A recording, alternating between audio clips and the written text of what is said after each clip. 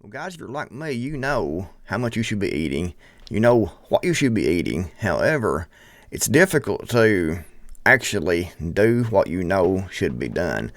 It is one of those things that we eat out of boredom, we eat out of habit, we might eat out of being depressed, whatever. We turn to food for comfort, or a lot of people do. And the more you do that, the larger you get. If you've been watching my videos for the last 5 years, my weight has went kind of up and down. When I started this channel, I weighed about 170 pounds actually, and now I'm up to 196 pounds. So you can see that I've gained weight. There was a time during the time I've been on YouTube where I gained some weight and I lost some weight, and then I gained it back because it's difficult. It's very difficult, it seems like, to stay on a routine. And like I said, we all know we should, because it's better for our health, it's better for everything all the way around. But we will lose it and we will say, well, I'm doing good now, I can treat myself. And then the next thing you know, you are pigging out, eating a bunch of bread. That is my main thing, is bread. I don't eat candy bars. I don't eat cake and sweets and cupcakes and things like that. But I eat biscuits, bread. Those are the two main things: biscuits, bread, and pasta that I eat. That's made this, get bigger. And all of my fat stores has been, seems like, right here in my stomach. As far as everything else goes, I've got the arms still yet decent for a 52-year-old man. My legs are hard as a rock. My arms are hard as a rock. The main place I gain the fat is right here in my stomach. And I've got to work on that. I need to lose 10, 15 pounds. I don't want to be too light. And that's another thing. When I started losing weight before, I started going on a carnivore diet, and I lost weight. It's took it about 2 weeks to start. But when I started losing weight, I lost a pound. Seemed like just about every single day I get on the scale, I lose weight. And I got down so light that I was feeling I felt good, but I thought I was too skinny. And so I stopped that diet because I kept losing too much weight. And then I started gaining weight, and I was like, I need to get about 5 more pounds back home because I'm too skinny. And then it just kept coming, and here we are again. And I've got to do it all over again. It's a battle, it really is. But this article here, should we be eating 3 meals a day? And really, it depends on what you eat. 3 meals a day is fine if you eat the right things. If you eat bread, that's not good. If you have to have soda, if you have to have things with a lot of sugar, sweet teas and things, that's not good. You want to cut out all the carbohydrates. Just like this photograph here, it shows we have eggs, we have bacon, we have sausage, but we have bread right here. If you take this bread out and just eat the eggs, bacon, and sausage, then you're good to go, because there's really no carbs in this. But the bread is where all the carbs come from.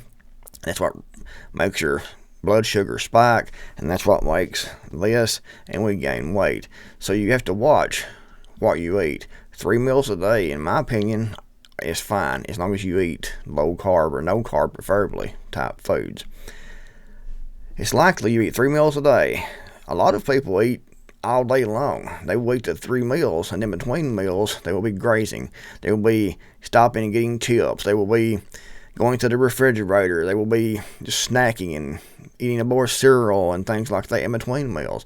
So they eat just about all their waking hours.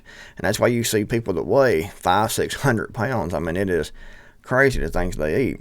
But like I said, as long as you eat things like meat, eggs, fish, vegetables that don't spike your blood sugar, then you can lose weight still yet, no matter if you eat all the time, actually. But still yet, you're better off to have some downtime as far as the eating goes from fasting, time to let your system digest and everything. It's likely that you eat 3 meals a day. Modern life is designed around this way of eating. We're told breakfast is the most important meal of the day.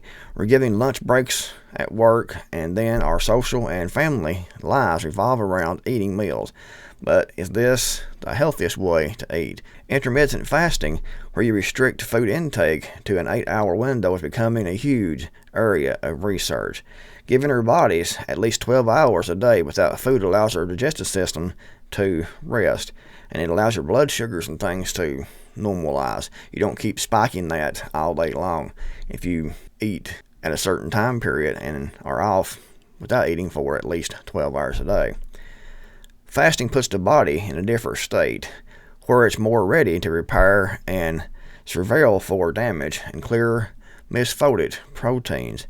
It gives the body a break so it's able to store food and get energy to where it needs to be and trigger the mechanism to release energy from our body stores. Fasting could also improve our glycemic response, which is when our blood sugar rises after eating. Like I said, if you eat all the time, you're snacking in between meals, you're keeping that blood sugar spiked, and you will most likely end up with diabetes, a serious case of diabetes in the long run.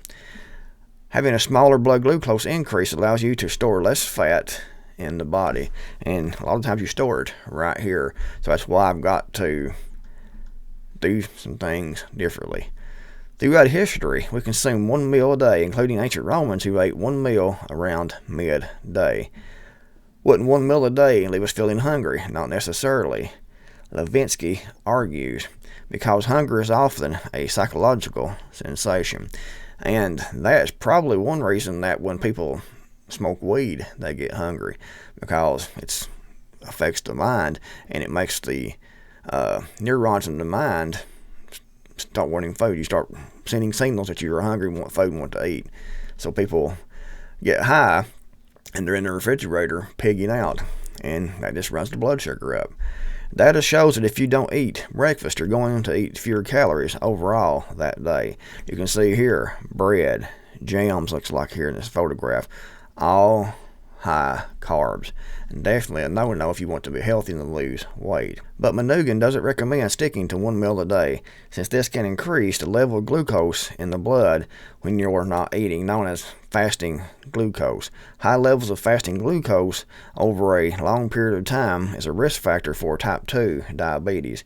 Instead, she says 2 to 3 meals a day is best, with most of your calories consumed earlier in the day.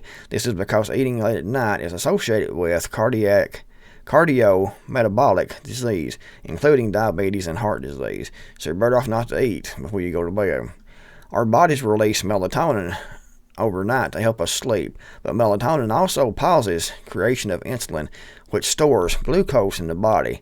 Because melatonin is released while you're sleeping, the body uses it to make sure we don't take in too much glucose while we're sleeping and not eating, because your blood sugar would drop. If you take in calories when your melatonin is high, you get really high glucose levels. And I didn't know this. This is one thing right here that I did not know when I read this article. And I actually take melatonin before I go to bed to help me sleep.